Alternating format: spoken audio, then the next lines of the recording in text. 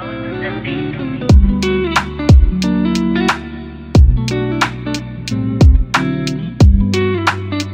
beautiful people of all ages, shapes, and colors, to episode 49 of the Hit Your Free Throws NBA podcast, where we encourage you to stick to the basics. I'm one of your co-hosts, TV, aka TV on Basketball, alongside my co-host, Jay, aka Knockdown. Jay, how's it going, my guy? TV, we've been putting in work, closing in on that illustrious episode number 50. Let's not get too ahead of ourselves, though. We got a little bit of reflections to do today. Yeah. You know what, Jay? We've reached halfway through the season, basically. There's like games, there are like some teams that played like 39 to like 41 games already this year. Mm-hmm. There's a lot of stuff to kind of to reflect on, especially because this episode we're gonna be taking it back to when we made our preseason picks, to when we did the 21 Qs, to when we did the award predictions, and we're gonna reflect on some of our best takes and worst takes of the season so far. And I'm telling you guys right now, there might be some more bad than good. So if you want to see that, you're gonna see that a lot in this episode. So it's gonna be an awesome action-packed episode. We have that going on. We have the draft where we're continuing the series, and we're gonna be moving on to the 2001 NBA draft class. So that's gonna be really good. And of course, we have the quiz to finish things off. But before we get into that, we do have to plug our other platforms. Remember to follow our individual accounts. Jay over there, we have the Knockdown Jay and Routine Jumper, and for myself, the TV on Basketball Podcast. Those links can be found in the description down below. If you're on YouTube, remember to like, share, and subscribe, and hit the notification bell so you will not miss an episode. For any of the podcast networks, Spotify and Apple, remember to subscribe and leave a review. That would definitely help out in the ratings. And if you want to check out our daily NBA content, follow us on TikTok and Instagram for the best daily NBA content, the Hit Your Free Throws Pod. You can find us over there. Jay, are you ready to reflect on some good, some bad of what we went through this year so far? I'm as ready as I'll ever be, TV, but I ain't gonna lie, I'm not as excited for this as I wanna be, because you were right. It's a lot of bad, bro. There's quite a bit of bad. But you know what? We'll start with a good. And one of my best takes this year so far was that Tyrese Maxey was gonna win Most Improved. Well, when we look at the season Tyrese Maxey's going on so far, will he win Most Improved? It depends on which way the voters go for it. They might go to John Morant route, or they might go with the surprising route with Jalen Johnson. Who knows? But so far this season, Tyrese Maxey, ever since James Harden got traded, he has looked like an All-NBA guard. 26 points a game, 4 rebounds, 6.5 assists. I have a feeling with Tyrese Maxey, and I don't think this was like a hot take at the time or anything, but we just knew that the minute this guy got the keys to the car as the number 2 dude beside Joel Embiid, we knew that he was going to flourish. There was no way that someone with this amount of confidence, this great shooting ability to attack the rim at this young of an age, it was not going to take this opportunity and just run with it. Because we've seen flashes of this in the playoffs. And now we've seen him do this in a full-time role. And let's be honest, he's played a lot of these games without Joel Embiid too, and he's still producing. Tyrese Maxey is, for me, still the favorite for MIP, and he's showing us all season long that he had this top point guard ability in him. He just needed the opportunity, and he's running with it. Yeah, I think this was a great take, because I think you looked ahead at what it meant for Tyrese Maxey to be able to get the full opportunity that is being the lead point guard. And it's been really important for them so far this year. I mean, he's been Mr. Consistent, right? He's been on the floor, pretty much does not miss games like that. Tyrese Maxey hasn't missed much of the season so far this year. Missed 2 games. Yeah, he's only missed 2. Yeah, he's been very healthy on the floor for them, which is very important when talking about the Philadelphia 76ers, right? In terms of overall productivity, having their guys on the floor and productive is really important, especially when we know that Joel Embiid is pretty much baked in to miss anywhere between 10 to 15 plus games a season. But it's not just that. It's the usage rate, right? He's bumped up to 27.1 usage offensively. That's super important, because you have to talk about the fact that he is taking on the challenge as an on-ball threat and really embracing it as not just the lead point guard before them, but as a legitimate co-star for Joel Embiid. That's the most important part about this transition for the Philadelphia 76ers, right? What was said before the season when talking about Daryl Morey was that Daryl Morey was focused on getting another young, all-star-esque kind of player in exchange for James Harden. He said by the season starts that they were essentially going to get some form of a youthful all-star by hook or crook when it came to the James Harden trade. I think, of course, many of us viewed it from the perspective of Daryl Morey's talking about making a trade. Obviously, that's not how it happened when exchanging for James Harden. They mainly got old dudes. But what came out of that is the unlocking of Tyrese Maxey. Whether or not we can call Daryl Morey a prophet is a completely separate situation. But what we do know is opportunity equals real growth for players like Tyrese, who we've kind of seen spurts from, but never got to see the full unlocked package. It's been a really great season for me. Not even the only Tyrese killing it this year, by the way. Crazy. The fact that we've had conversations of which Tyrese would you rather have in the East right now as a all-star is crazy. Right. This is the jump that both of these two have made. And Tyrese Maxey, being in his fourth year, is going to command a lot of money. He's going to get some money this offseason. But now with the emergence of him, you have the Joel Embiid stuff all sorted out with his contract. Plus, you have a max cap spot next year. This team could do something. And this is what I was talking about a few weeks ago when we talked about the New Year's resolutions for the Sixers. Do you really want to mess up things right now with this team? Kind of see how this rides out. See how Tyrese Maxey runs as the second guy. Then with your max slot next year, then you bring in a third guy and see who fits beside Tyrese Maxey and Joel Embiid so that both of their skill sets can still be maximized, but you could still have that extra talent alongside. Because at this point, if you bring in another guy, as an example, Zach LaVine, it's just going to take away from what Tyrese Maxey does. Because they do a lot of very similar things, but you want the ball in Tyrese Maxey's hands, especially when you have Joel Embiid on court. That pick and roll has been very, very lovely this year. So, yeah, I think that Tyrese Maxey has made the James Harden transition a lot more, tolerable to work with. And it also helps with the 76ers, even with the James Harden trade. Joel Embiid is still playing at an MVP level, and they are the third seed in the East. They're really damn good. And Tyrese Maxey, like I mentioned before the season, was going to win Most Improved. He is showing it right there. Yeah, Jay, gotta love it. You gotta love it. You gotta love it. Jay, throwing it over to you. Good. You can go good. You can go bad. But what's a take that you want to talk about that you made before the season? All right, man, I'm going to roll with you and try to stay on the positive note to kick off the podcast. We got to talk about my team of the year, the Orlando Magic, right? I try to do this. I try to build this. Every single season, I pick at least one obscure team that's not the Chicago Bulls that I can ride with throughout the season because there's something about them that just draws them towards me. I like them in the offseason coming to the season, and it's the new bandwagon for me each year. Last year, it was the Sacramento Kings, and I might have sprinkled a little too much pixie dust on them because they went all the way up to the third seed, and they were one really good game away from taking down the Golden State Warriors. I'm just saying. But neither here nor there. The Orlando Magic right now, definitely a little bit of a fall from grace compared to the beginning of their season, right? But still, the 8th seed in the Eastern Conference so far. And I'm not saying that they necessarily have a playoff spot locked up, but if you look at the teams behind them, it's not going to be too much resistance when you talk about what the Orlando Magic's talent level is and what they've been able to produce on the floor. Some very noticeable things that I think have been really important for them. First of all, Paolo Banchero in year 2. Grown man, still acting a fool, getting to the free throw line at will, getting busy from beyond the arc a little bit now. Still not super consistent, but he's become more willing as a three-point shooter. The defense, what did I say at the end of last year? I said this team post All-Star break was a top 5 caliber defense. TV this year, 8th in opponents' points per game, 2nd best defense in the league, only behind the Minnesota Timberwolves. Crazy, because the Minnesota Timberwolves have a former DPOY in Rudy Gobert.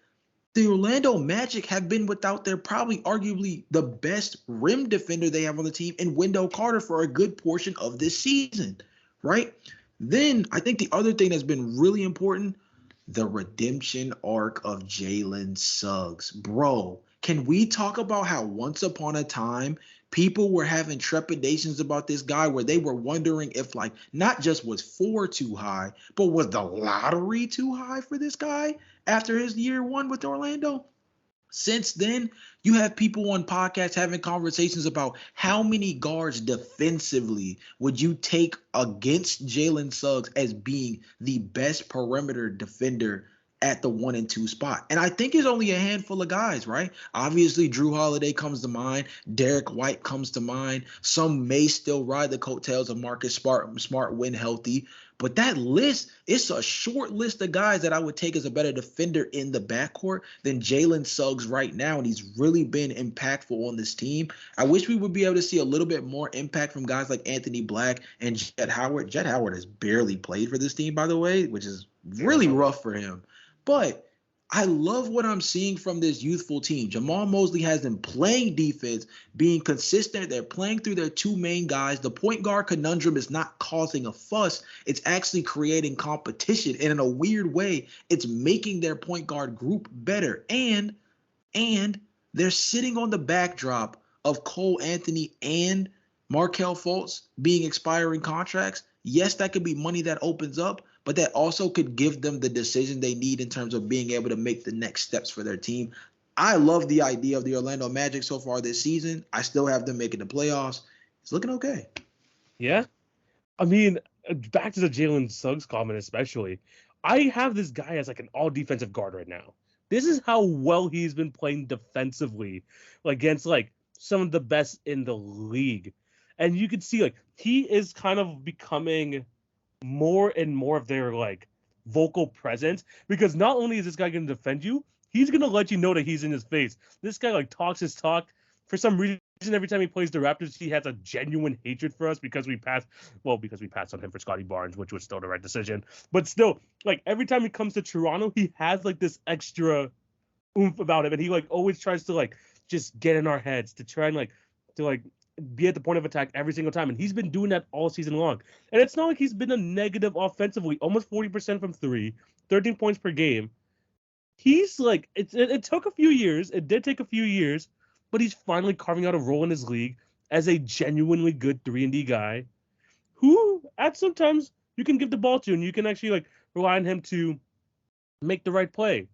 Like he's, even though like again, like when you looked at that back to that draft class with the Evan Mobleys, Jalen Green, and all that, Kate Cunningham, you were like, you have potentially 4 stars in the making in those top 4 picks. Not even counting Scotty Barnes, who wasn't supposed to go like within that top 4 back then. But Jalen Suggs, no, he might not be a superstar. Maybe he might be only like a 1 or 2 time All-Star by the end of his career. But this guy's gonna carve himself a role in this league, and he's gonna be in this like in the NBA for a long, long time, just because he's able to play on both sides of the floor. His 3-point game again is becoming more and more consistent. I'm really liking him as a player. Still glad we got Scotty, but I'm glad that Jalen Suggs is finding his way in this league as well. Paolo's looking like an all-star caliber player, 100%. He's definitely going to make it this year. And Franz, as long as those two guys are cooking, they have a chance in each game because, like you mentioned, that defense is just stifling. The Magic have been such a fun team to watch, and I don't think, and like you mentioned, you had them like really like you were very high on them before the season. I don't think many people thought they were going to even be like sniffing the playoffs just yet. They think they were going to be a fun team, but maybe not sniffing the playoffs, and they're literally right in the mix. Yeah, super hype about the Orlando Magic. I'm not gonna call anybody there. I'm not gonna call myself the lucky charm just yet. We got to see how this thing goes. But if I go 2 for 2 on picking teams that come out of nowhere and make some noise, hey man, I'm just saying, y'all might want to start sending me some merch. I'm just asking questions. 100%. All right, we talked some good. Let me get to one of my bad ones. Jay, I said before the season that the Timberwolves were gonna hit under 44.5 wins. Yes, you did. Yes, you did. Mind you, right now, the Timberwolves are 28-11. They haven't even reached 40 games yet, and they're already like only 16 wins away from passing that over. Look, I'm gonna defend myself a little bit. I honestly didn't think this whole Rudy Gobert, Karl-Anthony Towns thing was gonna I think it was gonna blow up in their face. But like the Jazz figured it out when they had Donovan Mitchell and the rest of them guys, Chris Finch, this Timberwolves team, the vision was finally made. Was finally being seen. Like, was it again worth 4 first-round picks, whatever? Probably not. But Rudy Gobert looks like a legitimate defensive player of the year. He's probably going to win defensive player of the year again because of how like amazing he's been there. Karl-Anthony Towns has found his role on his team. Anthony Edwards, we already know how good he could be. People like Mike Conley has been like such an important like factor to that team as well. we know our boy Nas Reed for the pod. We love ourselves some Nas Reed. So Yes, sir. he's playing extremely well as again. This Timberwolves team is really damn good. And like you mentioned when you were talking about the Magic, the number one defense in basketball. We thought that Rudy Gobert's presence was gonna would just travel to each team that he goes on. And sure, that didn't happen last year, but it's finally happening now. And when you have two elite, and I mean elite scorers, and Karl-Anthony Towns and Anthony Edwards, that's all you really need, man. And they're proving it with like some massive wins. They just beat the Clippers in their last game as well. This Timberwolves team is for real. And I'm glad that to be proven wrong. This Timberwolves team, amazing defensively, and of course, you got the stars doing what they do. They're really good, and I didn't think they were gonna be that good before the season. Yeah, now I think when we did the picks, if I'm not mistaken, I went slight over for the Minnesota Timberwolves, and my reasoning around it was pretty much around the desperation of this season. It's really important to continue to know the financial structure of the Minnesota Timberwolves. Anthony Edwards, Karl-Anthony Towns, Rudy Gobert, and to a lesser degree, our boy Nas Reed. Very handsomely paid individuals right now, right? And this is a team that's going through a transition, right? With Alex Rodriguez and the joint grouping that is the new ownership group for the Minnesota Timberwolves. The biggest question, especially with the new second apron rules and a bunch of the frozen draft picks and all the different things about overall just being above the cap, these are all questions that are brought up now around like, is this team good enough or worth the money financially to be able to continue on this path? Is the juice worth the squeeze? Well, last year, weird period that they went through. It's not necessarily the honeymoon period. If anything, it was everything but the honeymoon, right? But this year, they've really been able to get themselves under lock and key. And they've positioned themselves really well to be one of the stronger teams in the Western Conference. It's not too many teams that are going to like to face this team. It's not too many teams that are going to want to see them in the postseason. And something that's super notable, too, they just recently played the Los Angeles Clippers as of when we're recording this.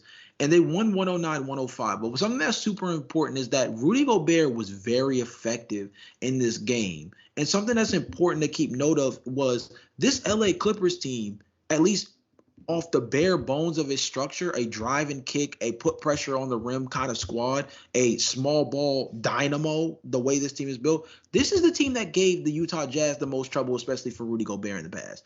Rudy's ability to be a little bit more mindful of what this team is capable of, as well as having better perimeter defensive talent around him, makes it where the Minnesota Timberwolves match up against teams like the Clippers in ways the Utah Jazz of old never could have dreamed of. That means a lot for this team moving forward. I think that not only is this number one overall defense a real thing, not only is the DPOY talk for Rudy Gobert something that we really kind of need to continue to push, but I think the Minnesota Timberwolves might be like poised for a run, like bump hitting the over. This could be scary in terms of what they're capable of doing this year. Yeah, I mean, that's the perfect point that you mentioned there.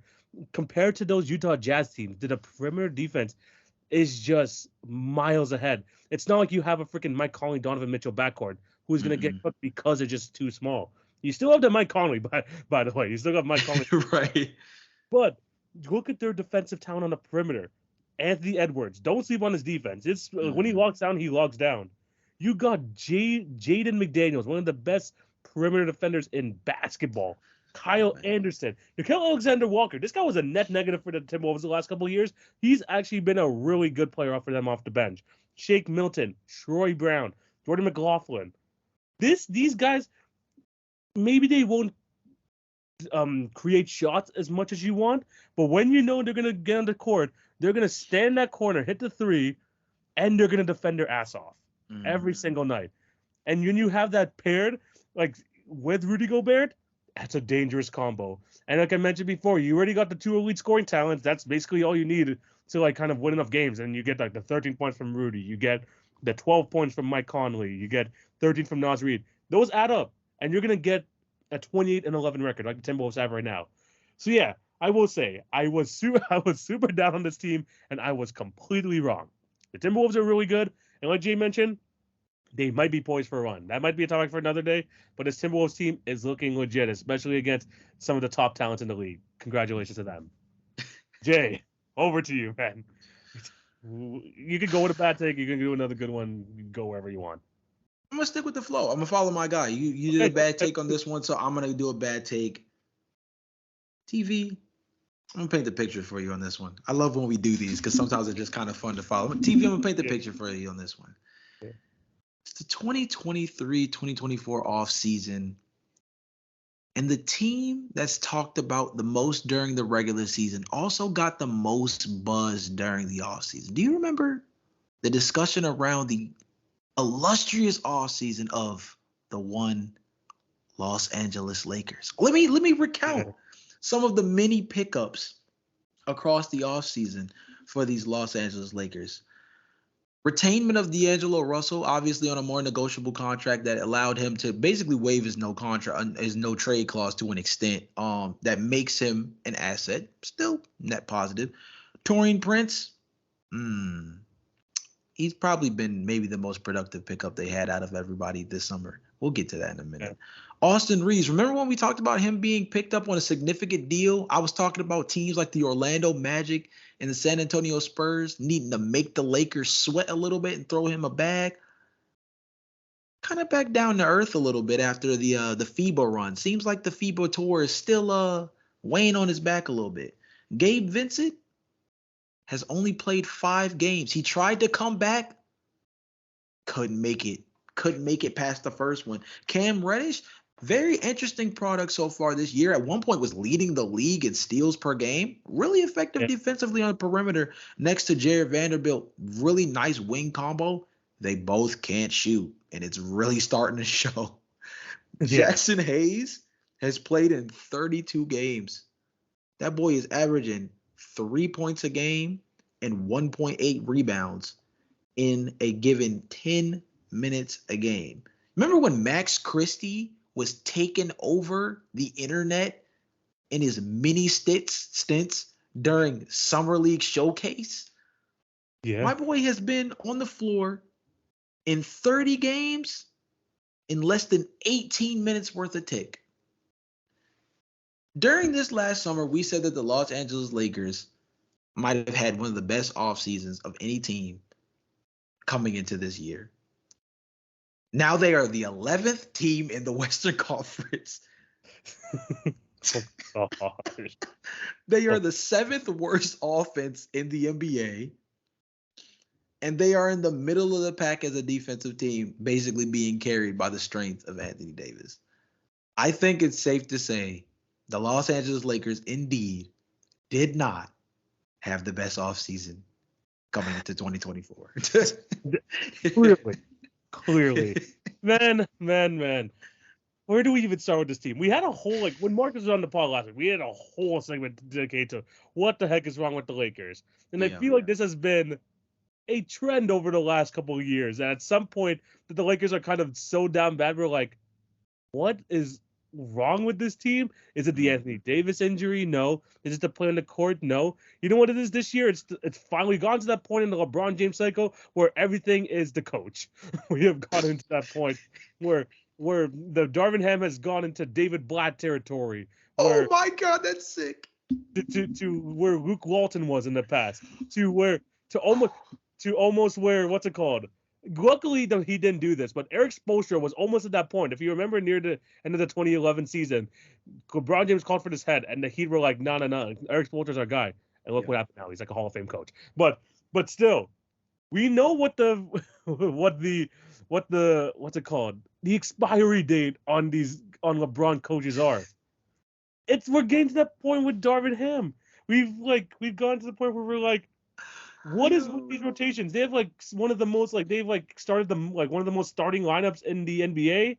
I think the only team that's worse than them is the Pistons, and that's the Pistons. So and that's the Pistons. That's all. That's a bar by itself, man.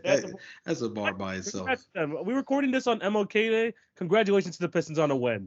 Congratulations, but still, back to the Lakers.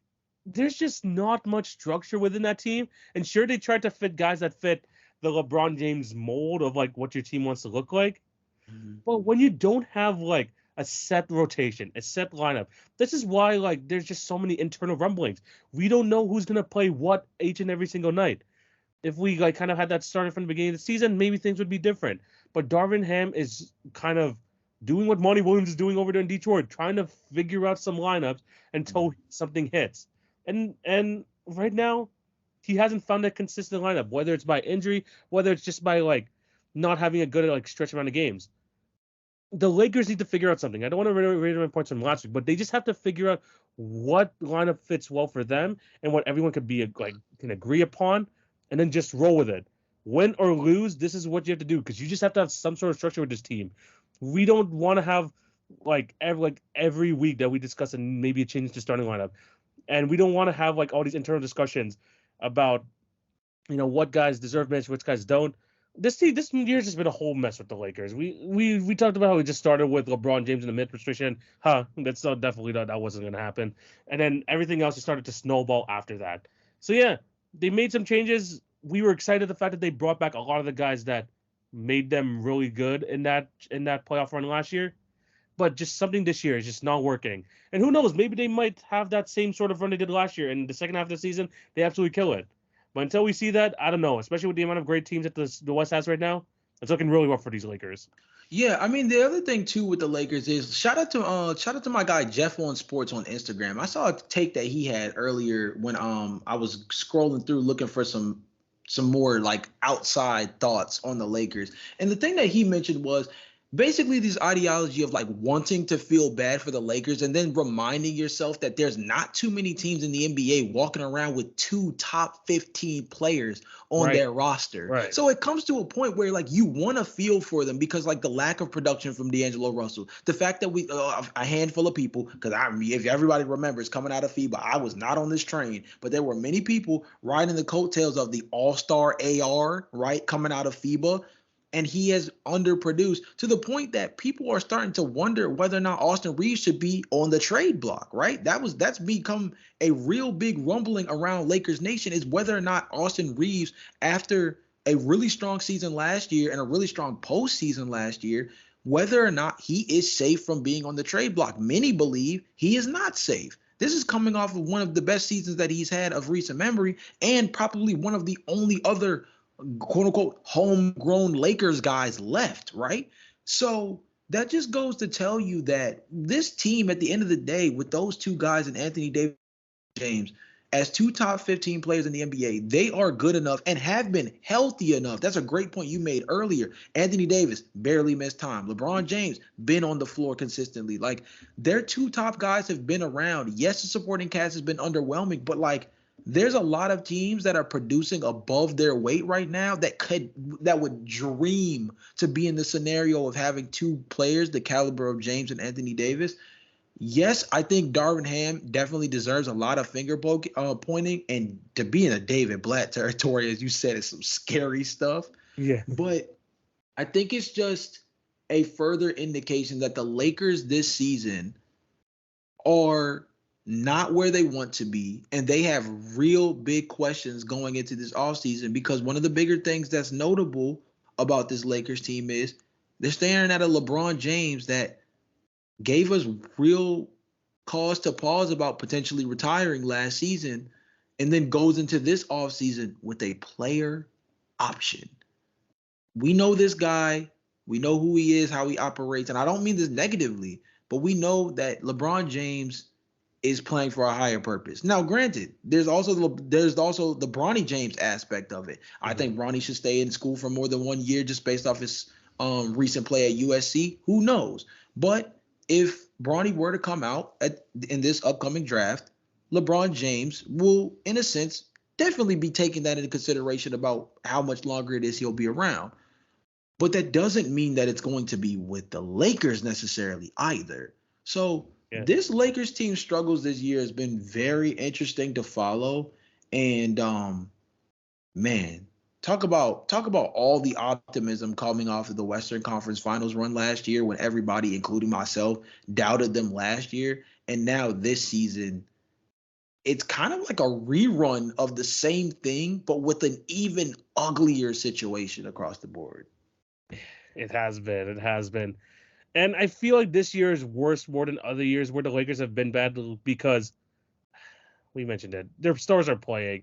they are playing consistently, and the fact that these guys aren't producing around them it raises some cause for concern. So yeah, the Lakers, we thought that was one of the best off seasons of the whole time. Clearly not. Jay, I'm gonna bring in both of us for this one because I know where this is going. I don't know where this is going. Because there was one guy that the Hit Your Free Throws podcast. You could say maybe two, but I think it's mostly this one guy that we had like high hopes for. And this guy was talking himself up this postseason. He said you needed a new change of scenery. He got that, and he went around this preseason calling himself dominating. Jay, we thought that DeAndre Ayton was finally going to be that guy in Portland. No, sir. No, sirree, Bob, man. This has not been a great year for DeAndre Ayton. And what has been more worrisome than anything is that he is no longer the fourth option on like he was on the Phoenix Suns. No, he has space where he could potentially be the number one option. And what's happening? He's getting less shot attempts this year. He's averaging less points. He's becoming less and less of a factor on the offensive end. Something that he's been wanting for years. And I feel like this has been his worst season of his whole career so far. What happened? What happened to DeAndre Ayton? We thought that he was going to potentially, get his first All-Star game, be a 20-10 guy. But the Blazers are bad. He's not getting any touches. It feels like Malcolm Brogdon is like more of a piece on his team. And he was brought in to be traded later on. So what's going on with DeAndre Ayton? Us two, we both had such high hopes for him. Jay, what happened? Man, wow, that's a tough question by itself, man. I'm telling you, he asked me what happened. I have no clue. The roughest part about DeAndre Ayton not playing well this year is that Robert Williams III went down, and in a weird way, that was only supposed to further open up the opportunity, right? Yeah. Like that was only supposed to further open up the possibility for DeAndre Ayton to come in and just assert himself. We're talking about a team where, like, when you go down the list of intrigue, you see, like, obviously, like, I would make an argument that Shaedon Sharpe is the most interesting player on this team right now, right? Yeah. Because of the upside that he has coming off of last season, highly efficient, super athletic guard. Then I think it would be Scoot Henderson, simply because he's the new rookie in town that is making a lot of headways, mind you. Recently had a 33-point game. He was great. Yeah, he was great in his last. He's been not just his last game. If you check over the last 5 to 7 games, Scoot Henderson is starting to really catch fire. And although he's not going to be able to really assert himself into the Rookie of the Year conversation, that's a two-horse race at this point with the way things are set. Scoot Henderson, I think we're going to end the year with him being a sneaky player to watch in his sophomore season, because I think there's a lot to like so far. He had a little bit of a hiccup starting the season off, especially kind of holding him back. Since coming back, it was shaky again at the beginning. He's really catching his footing, and we're starting to see a lot of the things that made him intriguing coming out of the G League Ignite. But then the next guy is probably Anthony Simons, and then Jeremy Grant, probably for trade purposes, and then, dare I say, Toumani Camara, because of how insane he's been on the defensive end. Like, before you even get to DeAndre Ayton as an intriguing player for the Portland Trailblazers, you can name like 3 or 4 other guys. I didn't even name Malcolm Brogdon, which feels disrespectful because he's another guy that's just not just been balling out for him, but again is another trade asset kind of piece for them that gets talked about a lot when the Portland Trailblazers are discussed. But there's like 4 or 5 other guys that come up before DeAndre Ayton on this team. And that feels crazy considering the level of opportunity that he really has on this team and seems to be squandering. It's really sad to see. And I hope we didn't jinx it. I hope we weren't. I hope he didn't hear us and he just was like, hold my beer, because I really did hope well for him, right? But I mean, he's averaging a double-double, but it's like one of the quietest double-doubles you'll see. Yeah. You know what I mean? And that's sad because I really thought that DeAndre Ayton could be like a fringe all-star kind of guy. I thought he had the chance to assert himself in the area where a lot of people talk about, like the Domantas Sabonises of the world, as a guy that, like, even if you're not sure if he's deserving of an all-star spot, you are sure that he has a deserving space in the conversation, and he's nowhere close to that right now. Yeah. Just to mention some of his career lows this year. Second worst field goal attempts in his career. Second lowest field goal percentage of his career. Lowest points per game by over 3 points per game. It's been a rough year for DeAndre Ayton. It's been a rough year. And at this point, like, do we think that there is a chance that he can, like, reach that level? Just because, like, we've seen him with the Suns. They, like, made sure to, like, make a team where he is, like, most adequate at, and they made it to the finals. He was a good center for them. But now you feel like he goes to a different situation, has a chance to basically assert himself as, like, one of the top guys in the team, and he doesn't do it. Like, do you think that this, like, signals, you know what, maybe this is who DeAndre Ayton is, and that's kind of what we have to expect from him? Or do you still think he can reach that all-star potential that he had coming in as a number 1 overall pick? I think that he's going to have to show us a lot coming off of the all-star. Seems to be a lot of where the breakouts come from. As a Bulls fan, I know that one of the first times I ever started to really, truly believe in Kobe White was his rookie year following the All-Star break. He started to really make a strong push for himself, and it was big for his development. Another thing can be said for a guy like Jalen Green. Same kind of development. DeAndre Ayton is a lot further in his career, and that's the part that makes it a lot more concerning. But he's never been in this kind of scenario. So I still have high hopes for DeAndre Ayton, but man, if you're holding on to the bandwagon, if you're still holding on to the DeAndre Ayton all-star bandwagon, it's by your pinky. Because other than that, I don't know how you can hold on to this thing strongly and feel confident moving forward. Because, again, like I mentioned earlier, I mean, this is as free of a plate to eat as it is in terms of just being able to walk in and do what it is that you want and need to do. You have 3 point guards who, granted, none of them are necessarily elite passers. I would say Scoot Henderson is easily the best passer of the point guard group. No necessarily elite passers, but the fact that you have a guy as Scoot Henderson on the floor who is a big-time passer, give the rookie something to work with by just being an easy, strong lob threat, right? Like, just giving your rookie point guard a strong pick-and-roll presence changes the dynamic a lot. And yes, Scoot has been playing really well, but imagine if DeAndre Ayton could capitalize off of the effectiveness of Scoot Henderson over the last 5 to 7 games or so. Like, it would just really change the dynamic for the Portland Trailblazers. Nobody's going to say they're a world beater or anything. They're the 14th team in the Western Conference, second worst in the entire conference. But DeAndre Ayton as an individual developmental project on this team was supposed to be one of the bright spots, and it hasn't been. Yeah, I had this team as my league pass team as well. I just have to look back at that.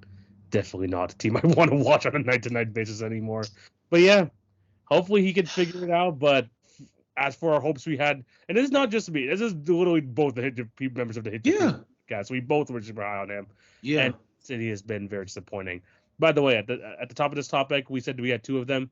Shout out to Ben Simmons, who has barely played this season as well. So. Oh my gosh, man. I can't even the thing about Ben Simmons, just real quick tangent on Ben Simmons too, is just it's the fact that I felt like I strongly defended him in a way that I thought was believable.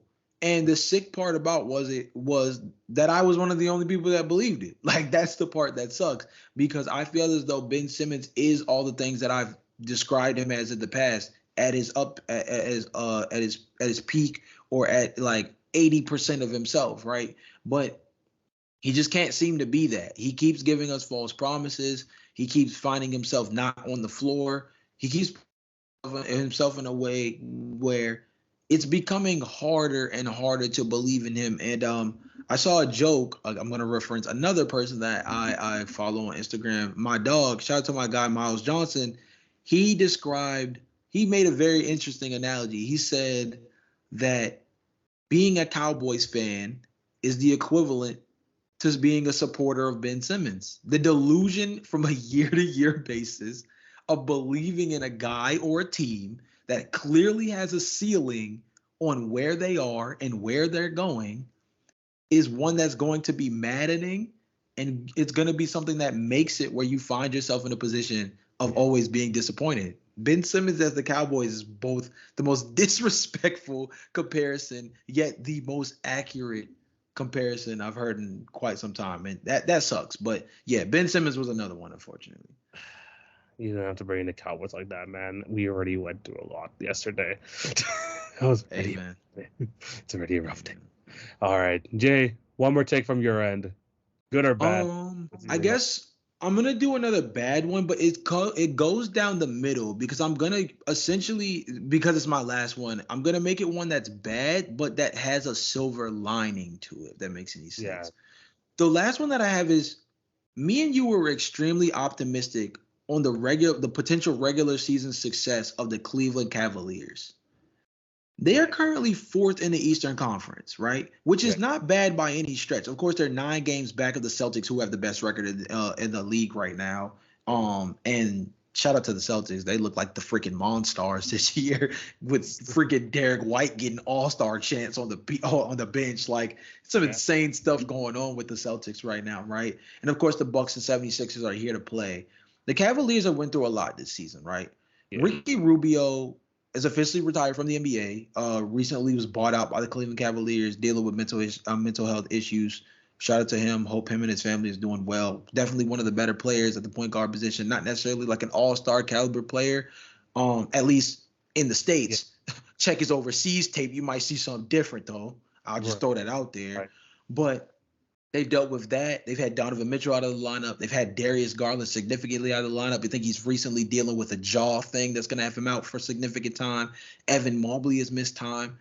But this Cleveland Cavaliers team, though, man, they're not going to have the best record in the Eastern Conference. I think we can go ahead and nail that down. Yeah. But this Cleveland Cavaliers team has found a couple of things this season that I really like and that I hope they end up liking as well. And I hate to big up them right now because they're playing my Chicago Bulls as we speak. So I kind of want to disrespect them. But I'm going to let that slide because I think there's a few things to keep in mind. Number one is point guard Donovan Mitchell is a really strong asset. Like, Donovan Mitchell being flexible as a point guard option has been really helpful. I think not just for his individual growth, but I think also specifically for the dynamic of this team. Like, over the last few games, he's had a very solid amount of like assist games. He's coming off a 45-point outing, by the way, which is part of the reason why I'm so terrified that he's playing my Bulls right now, because he's kind of feeling himself. But he's top 7 in scoring at the moment. He's had a lot of strong assist games as of late. At the point guard position. And even with Evan Mobley being out, Jarrett Allen has still been able to really hold down the fort on the defensive end. This year. He's been great this year. It's not going to get talked about a lot because, of course, not just being in Cleveland, but overall, obviously, it's Jarrett Allen, not necessarily a quote-unquote household name around the NBA. He's been really effective so far this year. The other thing is, shout out to Craig Porter Jr., man. This guy, Craig Porter, has come in, and the stats won't step out to you, right? Like, he's not doing anything that's like world-beating.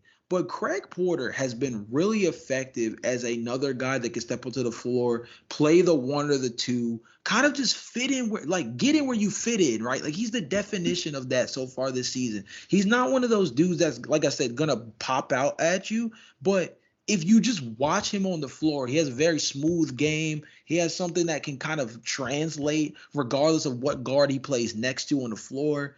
There's a lot to like about this team so far this year.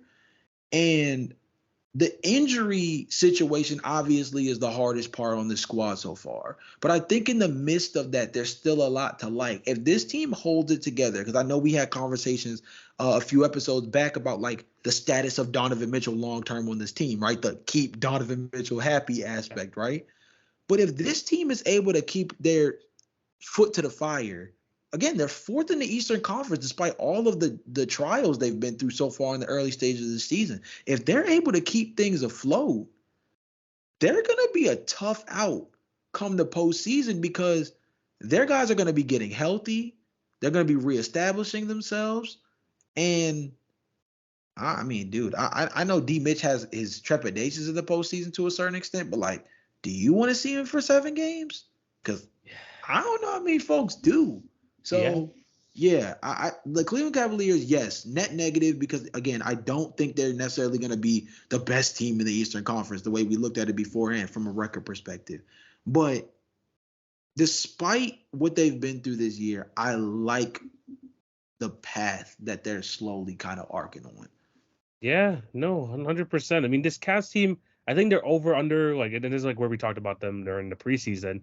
It's like a 51.5 wins. Yeah. We said it was going to be over just because of like they could be able to build off what they did last year, and coming off that, let's be honest, an embarrassing first round defeat to the New York Knicks. Yes. And honestly, throughout all of the problems they had this year, mostly injury, they've come out looking really good on the other side. It's just that the East, like, if you look at like numbers 4 to 8, it's like they're all separated by like 1.5 games. Mm-hmm. It's just like a big like linchpin of like teams over there, and I think the Cavs can still. I think there's a good chance where because of the talent they have on the team, mainly Donovan Mitchell, they can come out the other side and still kind of separate themselves from the rest of that group. You still got DG coming back pretty soon. Hopefully his jaw problem gets back better. Evan Mobley, slowly but surely, he's gonna get back on the court as well. But there's still so much things to like. And even though like it's not being talked about enough, Max Strus is still one of my favorite offseason acquisitions of like any team. Agreed. He's been absolutely fantastic for them, at least in his role this year. Isaac Okoro was approved as a 3-point shooter, which is beneficial for them maybe at the end of games. But at the end of the day, this Cavs team, they still got a lot of talent. Yes, the long-term outlook of the Darius Garland, Donovan Mitchell backcourt should still be evaluated.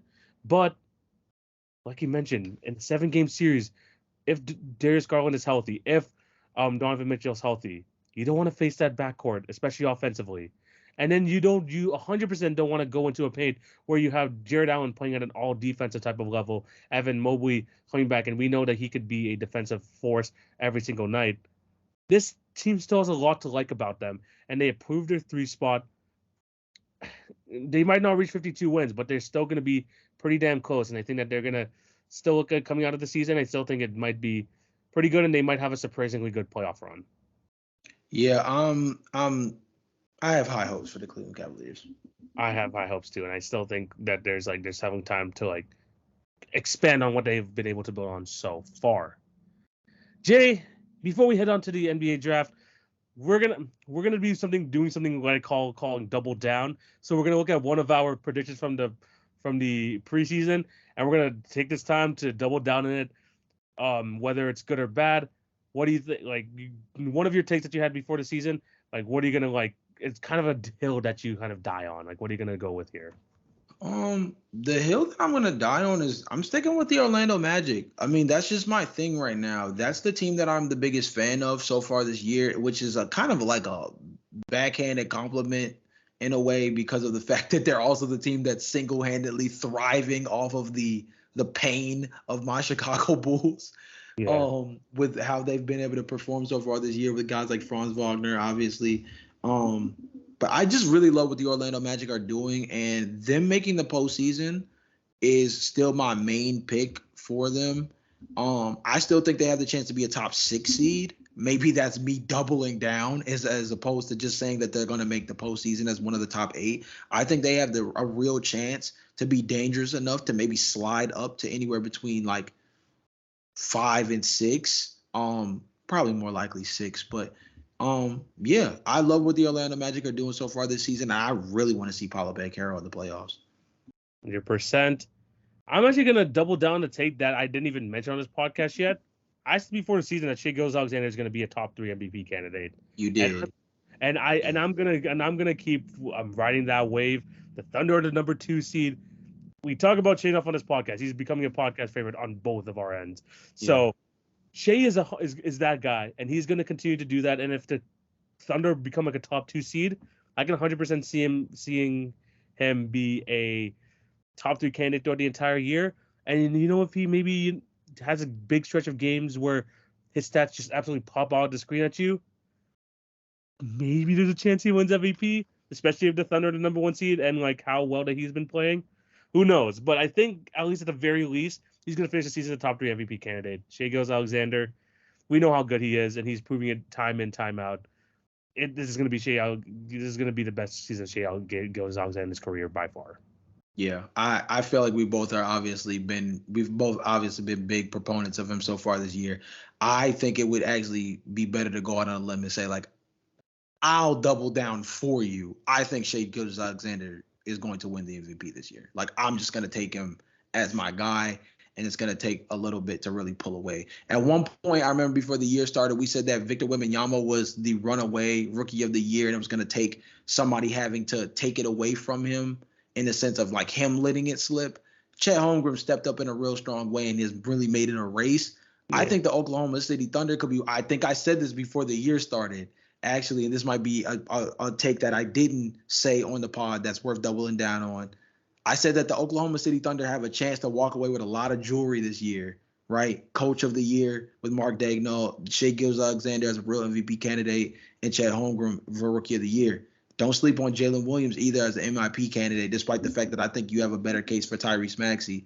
I still believe that the Oklahoma City Thunder could be going home with a lot of jewelry this offseason, even if it's not necessarily an NBA championship. 100%. This Thunder team, man, it's really good. One of those teams where you just cannot wait to see in the postseason, to see how for real they actually are, and especially Shai Gilgeous-Alexander. I can't wait to see this guy come playoff time.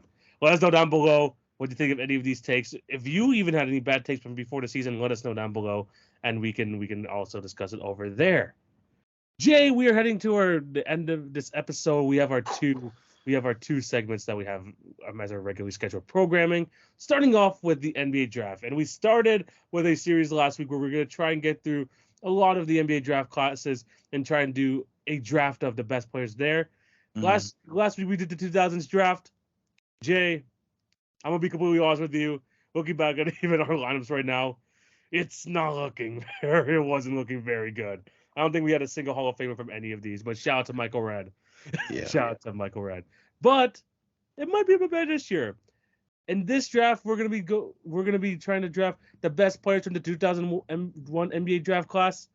Now, this draft class was obviously headlined by the one and only Kwame Brown, who is probably not gonna be a part of this draft. But there's still a lot of great players here in this draft.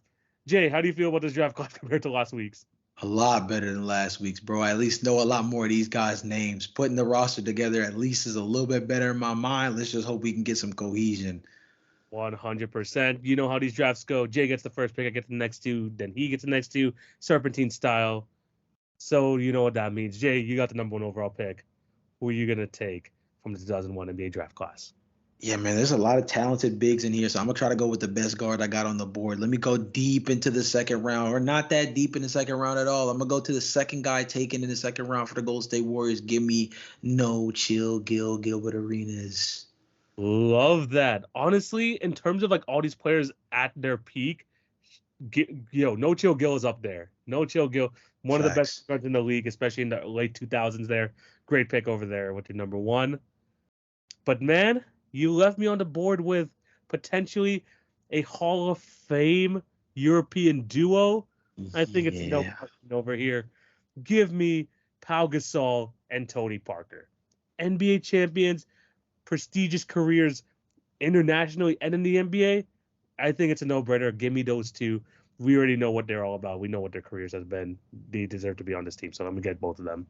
Yeah, man, I knew Powell was going to come off the board instantaneously. I'm going to try to get somebody to guard him. Give me Tyson Chandler at the center position. Let's be honest, man, staple of the podcast at this point. You've heard his name a ton of times. He's gotten picked up in the Knicks drafts. He's been picked up in a couple of different drafts throughout this podcast history. Let's be honest. But then at the same time, I need somebody that's going to be willing to run around 8 million screens and chase Tony Parker. Let me get my dog, Shane Battier. Ooh, that is a underrated player from the 2000s. One of the best 3-and-D players. He'll play that role absolutely perfectly. That is a damn good pickup over there. Love that. Yes, sir. All right. So you ended up with Shane Battier and Tyson Chandler. Those are great picks. You know what? I see a guy here, and I think he's a bit of a silent assassin. You see this guy? one of the best ISO players of our generation. Dang it. ISO Joe. Give me Joe Johnson at the 2. He was like a 5-time All-Star back in the day, especially with the Atlanta Hawks and stuff. This guy was an absolute beast. Also with the Brooklyn Nets. And then alongside Joe Johnson, this is tough. There's actually a pretty good amount of players here, but I need someone who's just the ultimate hustle guy at my 3. I'm gonna go with Crash Wallace, man. Give me Dang it. Wallace. Oh my gosh. To do all the little things, 1-time All-Star. Loved him in the Charlotte Bobcat days. So give me Gerald Wallace. Man, he basically took my finishers. That was my finishers right there. That's okay though. You know what? That's okay though. Because what we're gonna do is we are going to grab another Golden State Warrior guy. Let me get Jason Richardson, a little bit of a Swiss Army knife of his own right, multi-time dunk champ at the same time. But look, carved out a long career being able to play defense, shoot the ball at a high clip, very strong on the wing, put him at my secondary position. And then, man, I'm going to be honest, I wouldn't be a Memphis Grizzlies supporter if he didn't end up on my team somehow. Wasn't necessarily drafted to them, but became one of the GOATs in Memphis. Let me get my dog Zebo at the 4. Yo, in his hood, bullies get bullied. Zach Randolph is a great pick over there. Love that. Now the final pick gets really interesting because I could go small. I can go with one of the funniest commentators in the NBA right now, in Richard Jefferson. I was thinking about going that way. But Jay, there's another funny individual on here too. It depends how you look at it. Depends how you look at it. There are actually quite a bit of options still for me over here. Mm-hmm. But I'm going to go a little bit off the board. This guy was drafted around. I think this man was before his time. Give me Mehmet Okur. Jay. Okur. Shout out to my boy. Used to kill it for New Orleans a little bit. A little bit for New Orleans. The Utah Jazz. This guy was an all-star in 2007. 18 points a game, 7 rebounds. This guy was one of the OG stretch 5s. Could play a little bit of defense. Could hit that mid-range jumper consistently. Sure, wasn't the best defender. So I'm actually gonna go Mehmet Okur. I liked him back in the day when I was like watching growing up, and then like he carved himself a pretty nice career, especially with the Utah Jazz. So yeah, I'm gonna finish off my draft with Mehmet Okur. I'm gonna probably move him to the 4. It doesn't matter, him or Powell, it doesn't really matter. But yeah, he is gonna be my last pick of this draft. My apologies real quick. That wasn't Memphis. I'm thinking of another guy. Mehmet Okur for Utah used to be beastly, though. He had like a 4-year stretch where he was like a double-digit demon. Like, he was actually pretty cool. He was pretty good for a little while. Wasn't he an all-star at one point? Yeah, at one point, 1-time all-star as well. Yeah. It was Utah. I mixed it up a little bit. But yeah. Mehmet was low-key solid. Who's some of the guys that were on the table for you? This isn't a super deep draft class, but who are some guys that you were missing before we go through our team? Low key, of course, Richard Jefferson not being on this in this draft is kind of like interesting. But they had some solid role players. Troy Murphy on this roster and this as well. I think the other guy you're talking about, Brian Scalabrine, over there in the second round pick. Brian Scalabrine, maybe Brendan Haywood to like a smaller extent. Dallin Bear is another sneaky one. For Bulls lull period, for lull periods for the Bulls, Eddie Curry, if you want to get some jokes off. 100%. Hey, look, Earl Watson, freaking assistant coach for the freaking Raptors right now. Yeah, that's another good one. Yeah, but yeah, there's some like solid names on here, but yeah, Mehmet Okur is slipping to like what, the 38th overall pick? Not a bad choice over there. All right, Jay, let's see the 2001 NBA draft class draft. What lineup did you end up with? So for my 2001 NBA draft class draft starting 5, I went with Gilbert Arenas at the point guard position, Jason Richardson at the 2, Shane Battier at the 3, Zach Randolph at the 4, Tyson Chandler at the 5. Very, very good lineup over there. For myself, I just realized I have like 3 Europeans on this team. But at the 1, give me Tony Parker. At the 2, give me ISO Joe, Slow-Mo Joe Johnson. We got Crash Wallace at the 3, Mr. Gerald Wallace, Pau Gasol, and Mehmet core to round things out. You know what? Better draft than last time. Definitely a much more competitive draft this go around. 100%. And we have some Hall of Famers thrown there, some multi-time All-Stars. So it's pretty good. Let us know down below between these two teams who came out with the better draft. Jay, we have now reached the final segment of the show, and it is time for the NBA quiz. Yes, sir. I did this quiz kind of based on kind of what we did last week. We looked at the all of the Chicago Bulls, lottery picks since the year 2010. Mm-hmm. But I mean, said all the lottery picks since the year 2000. So this is kind of like that, but not really. It has to do with lottery picks. Okay. Jay, do you know about the Atlantic Division, the teams in the Atlantic Division? Not by heart the way I should. Let me look at them real quick, though. Yeah. So there's the Raptors, there's the Knicks, there's the Nets, there's the Celtics, and the 76ers. Oh, yeah. To be honest, for the longest time, like honestly, especially for this last decade or so, one of the most competitive divisions in basketball. So there haven't been, plentiful of lottery picks in here. But Jay, I'm gonna need you to name the last 10 lottery picks selected by teams in this division. And the only thing is, compared to the Bulls one, they at least have to have been on the opening day roster for these teams. They had to have been on the opening day roster, played at least a game. I think all of them did. So got you. So you have to name the last 10 lottery picks from these teams in the Atlantic Division. Whoa. Okay. Let's see. Ooh. Joel is actually at the cutoff. He was number 11, which is like the 2014 draft. So it's 2015 and onwards. Oh, okay. Wait a minute. Can you name the teams again for me one more time? So it's the Nets, the Knicks, the Celtics, 76ers, and Raptors. So Scotty's there.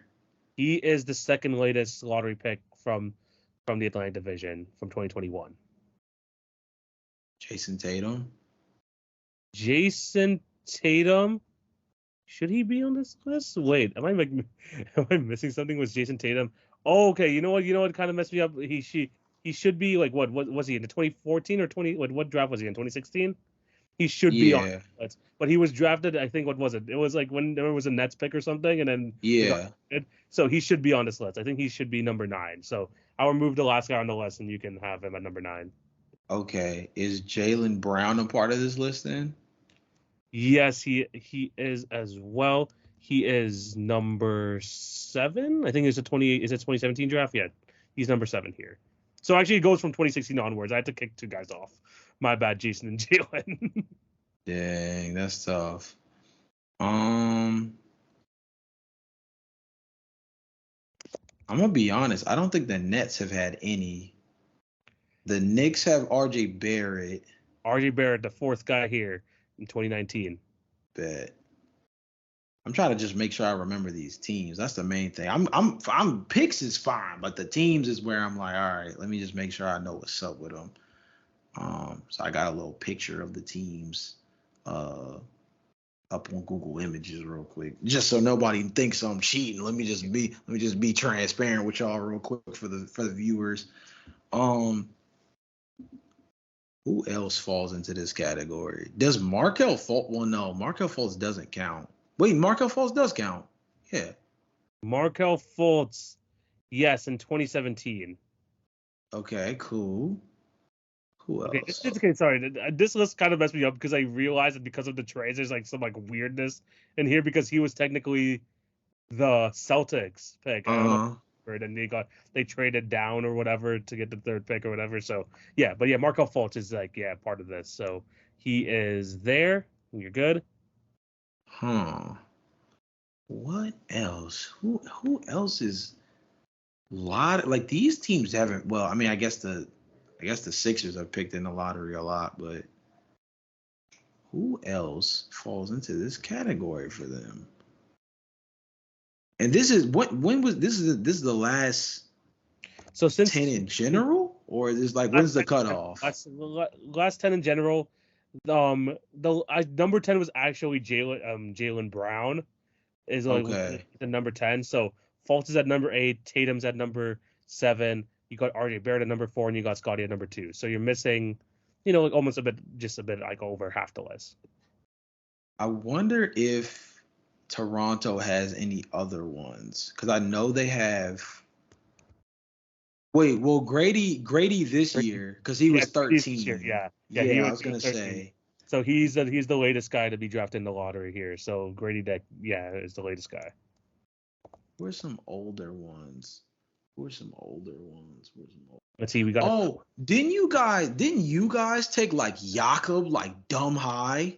He was number 9 in 2016. He is the ninth latest guy. So you have the bottom four. So you have the bottom four, and you have number 1, 2, and 4. So you're missing number 3, number 5, 6, and 6. There you go.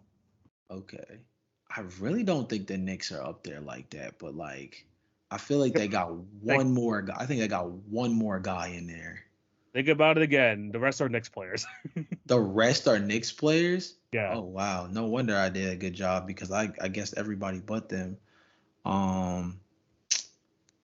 Okay, well we got the RJ one out the way, so that's I don't think any of these guys play for the Knicks anymore. This is how none of these guys stayed long term. And they had to have at least played for the Knicks, or it has to be the Knicks pick. No, they've all played for the Knicks. They've all played for the Knicks. Oh, you know what? I just remembered. It's definitely way more than I'm giving it credit, because Obi Toppin plays for Indiana now. And Obi, the third latest guy on the list. Shout out to my boy with the Fortnite jacket. Shout out to Kevin Knox. Kevin Knox, number 5. Yeah, now that you said it's all Knicks players, it's all jogging back to me. Shout out to the second French point guard to be brought up on this podcast, Frank Nicotine, as some podcasts would call him, Frank Ntilikina. Yeah, and that's the rest of the list. You got it. Yeah. Oh, that's right, because that draft was the one where Dennis Smith Jr. was supposed to be a Knick, if you let Stephen A. Smith tell you, but then became a Knick later on. Okay, cool. Yeah, cool. Okay, so you completed the list. Very nice. That's nuts. Some guys that missed the cutoff: Porzingis in 2015 for the Knicks. Dang. Ben Simmons. Funnily enough, other people in his draft class were in here, but because he was the first pick, he got cut off. Oh, wow. 10. So, he was number 11. So, Ben Simmons is supposed to be on this list. And I think there's also one more guy from 2015. I think it was Marcus Smart or something. So, he was also. Oh, okay. Okay, cool. The minute you said it was all Knicks players, I was like, dang, how bad were the Knicks? And I started thinking about it. And I'm like, oh, yeah, they just got a lot of guys who kind of got cooked. Obi Top is not cooked, but. There's that situation. On the other end. Yeah, Kevin Knox and Frankie Smokes. That's tough. I ain't gonna lie. Yep, and those were the last 10 lottery picks made in the Atlantic Division. Let us know down below what other drafts you want us to do. Jay, we have reached another end of another fantastic episode. Thank you guys for watching. What do you tell these beautiful people before we head out?